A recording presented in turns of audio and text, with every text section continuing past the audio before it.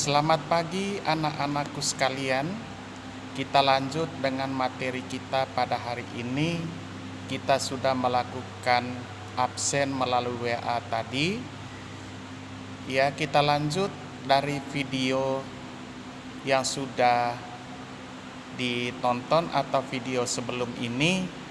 Kita lanjut pada materi tentang pengelolaan lahan pertanian pada buku paket kalian 222.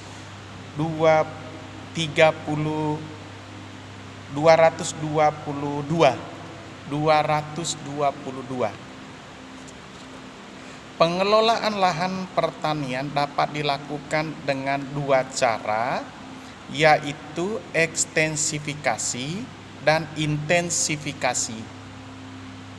Ekstensifikasi yang merupakan usaha memperluas lahan pertanian, sedangkan intensifikasi merupakan usaha meningkatkan kualitas dan kuantitas hasil pertanian pada lahan terbatas. Jadi ada perbedaan antara ekstensifikasi dan intensifikasi. Kalau ekstensifikasi tadi usaha untuk memperluas lahan pertanian, sedangkan intensifikasi pertanian usaha untuk meningkatkan kualitas dan kuantitas hasil pertanian pada lahan terbatas. Intensifikasi dilaksanakan dengan menerapkan panca usaha tani yang dijabarkan sebagai berikut. 1. Pengolahan tanah. Tanah yang baik adalah tanah yang subur, sehingga mampu menyediakan bahan kebutuhan tanaman. Agar tanah mampu menyediakan bahan berupa air dan unsur hara, tanah harus gembur dan cukup rongga udara, mampu menahan air, kaya unsur hara, cukup mengandung bahan organik, dan mempunyai akar asam, mempunyai kadar asam dan basa tertentu. Pengolahan tanah yang baik dapat dilakukan dengan cara mencangkul atau membajak sawah, membuat terasering pada lahan miring, mengatur jarak tanaman dan mengatur pola tanam. Yang kedua adalah penggunaan bibit unggul. Bibit unggul adalah bibit yang mempunyai sifat-sifat unggul seperti berproduksi tinggi, tidak cepat rebah, tahan lama, umur panen pendek, tahan kekeringan, dan tahan terhadap tanah asam. Yang ketiga, pemupukan. Tujuan pemupukan adalah mengembalikan unsur hara yang hilang. Hal-hal yang perlu diperhatikan dalam pemupukan antara lain dosis pupuk, masa pertumbuhan tanaman, dan jenis pupuk.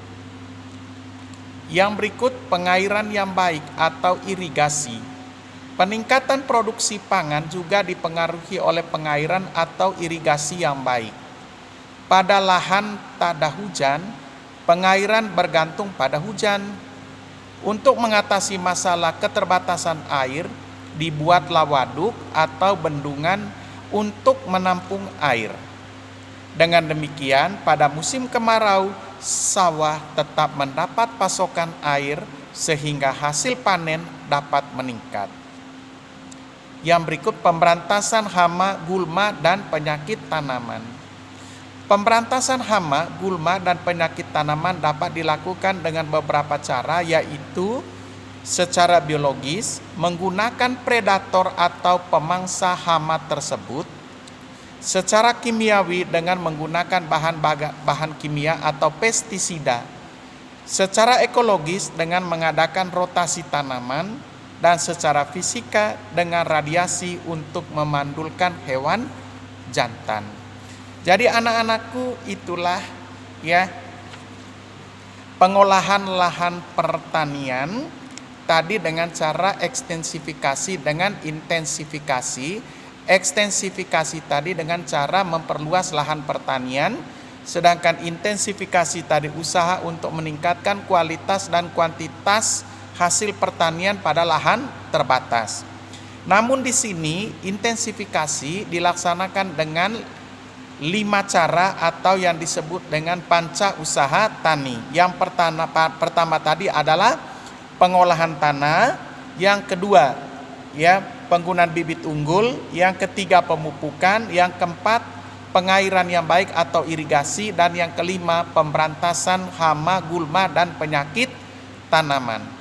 Oke anak-anakku, khusus di dalam pemberantasan hama, gulma, dan penyakit tanaman, di situ tadi dengan cara biologis, yaitu menggunakan predator untuk memangsa hama tanaman, secara kimiawi dengan menggunakan bahan kimia yaitu pestisida, dan secara ekologis dengan mengadakan rotasi tanaman, secara fisika dengan cara radiasi untuk memandulkan hewan jantan. Jadi anak-anakku, itulah sedikit materi tentang pengelolaan lahan pertanian. Anak-anakku sekalian, kita lanjut di buku paket kalian halaman 224 tentang teknologi hidroponik. Hidroponik berasal dari kata Yunani yaitu hidro atau air dan ponos mengerjakan. Jadi hidroponik merupakan metode bercocok tanam tanpa tanah. Media tanamnya dapat berupa kerikil, pasir, sabut kelapa, zat silikat, pecahan batu karang atau batu bata, potongan kayu atau busa. Mengapa tanaman dapat tumbuh di medium hidroponik? Elemen dasar yang dibutuhkan tanaman sebenarnya bukanlah tanah, tetapi zat makanan dan air yang terkandung dalam tanah yang diserap akar. Berarti dapat disimpulkan bahwa suatu tanaman dapat tumbuh tanpa tanah asalkan diberikan cukup air dan garam-garam mineral. Keberhasilan sebuah hidroponik itu bergantung pada kebersihan wadah, media, dan tanaman yang digunakan. Oleh karena itu, semua media dan wadah yang akan digunakan harus dibersihkan terlebih dahulu. Salah satu caranya adalah dengan dipanaskan atau dicuci sehingga bebas dari hama dan penyakit. Setelah media dan wadah hidroponik dibersihkan, barulah tanaman ditanam pada media tersebut. Kemudian diberi larutan nutrisi. Larutan ini mengandung unsur makromolekul, mikromolekul, hormon, dan bahan mineral yang dibutuhkan tanaman. Keuntungan menggunakan teknik hidroponik adalah hasil tanaman berkualitas tinggi, bebas hanya hama penyakit, penanaman tidak harus mengikuti musim tanam, tidak memerlukan tanah yang luas, serta penggunaan air dan pupuk menjadi lebih hemat. Anak-anakku, itulah sedikit tentang teknologi hidroponik. Anak-anakku, karena kalian sudah beberapa bulan tinggal di rumah, belajar di rumah, kalian barangkali tahu di depan dapur di SMP Frater itu ada jaring-jaring. Di dalamnya itu ada menanam tanaman. Itu namanya hidroponik. Itu namanya hidroponik. Jadi kalau penasaran hidroponik itu yang bagaimana, di SMP Frater ada. Terima kasih. Dan juga hidroponik itu ada kelas 9 yang lalu sudah tamat. Itu kangkung di depan kelas 9A ada mereka tanam itu di dalam pipa. Itu namanya juga hidroponik. Oke anak-anakku,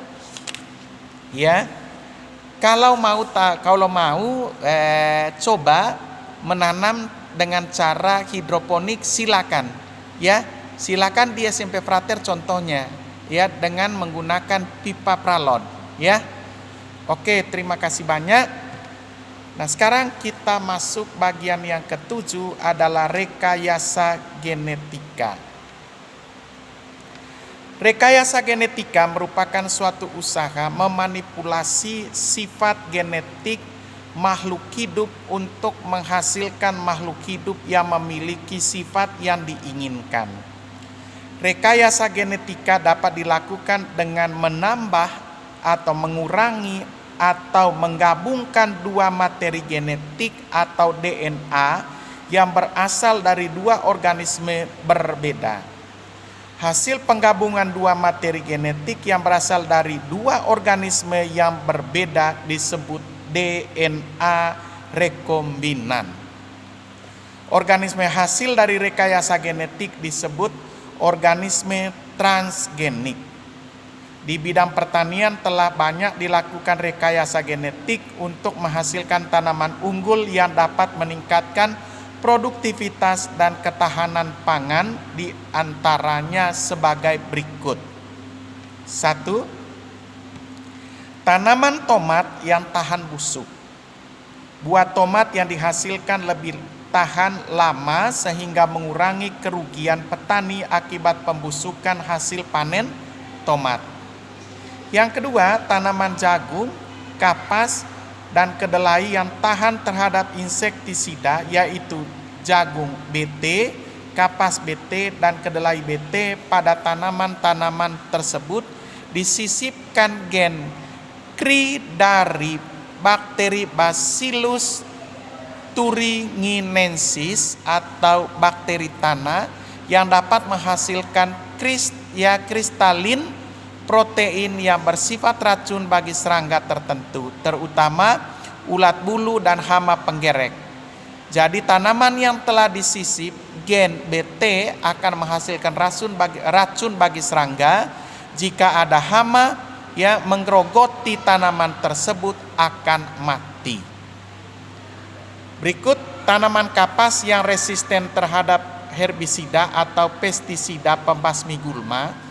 Tanaman ini telah disisip dengan gen bakteri yang tahan terhadap herbisida, sehingga ketika dilakukan penyemprotan herbisida hanya gulma dan di sekitar tanaman kapas yang mati. Berikut tanaman pepaya yang tahan terhadap serangan virus ring spot, yaitu varietas pepaya transgenik UH Rainbow yang dikembangkan di Hawaii. Yang berikut beras golden rice yang kaya akan beta karoten atau provitamin A dengan cara menyisipkan 2 gen dari jenis bunga bakung dan 1 gen dari spesies bakteri ke tanaman padi. Berikut beras yang kaya zat besi direkayasa dengan menyisipkan gen dari tanaman buncis dan tanaman padi. Berikut tebu transgenik dihasilkan oleh tim peneliti Universitas Jember, menghasilkan tebu yang tahan kekeringan. Anak-anakku sekalian, itulah tentang rekayasa genetika. Sebelum kita lanjut dengan materi berikutnya, di halaman 227 ada uji kompetensi. Ya, coba kalian kerja di rumah dengan 4 soal. Manakah yang lebih menguntungkan, mengolah lahan pertanian secara tradisional atau secara modern menurut kalian? Yang kedua, tuliskan contoh teknologi modern pada alat-alat pertanian. Ya, misalnya traktor. Ya, traktor. Ya, traktor itu salah satunya. Dan yang ketiga, jelaskan dampak apa saja yang mungkin timbul dari cara pertanian dan peternakan yang modern. Ya. Dan yang keempat, bagaimana cara menghasilkan tanaman pangan varietas unggul yang memiliki sifat lebih baik daripada tanaman induknya dengan kawin silang. Ya, oke anak-anakku, sampai di sini dulu perjumpaan kita kali ini. Nanti kita akan lanjut di video berikutnya tentang bioteknologi pengolahan pangan. Terima kasih atas perhatian kalian. Semoga apa yang dijelaskan bisa dipahami. Sampai jumpa kembali pada pertemuan berikutnya. Salam sehat, salam juga untuk keluarga kalian semua.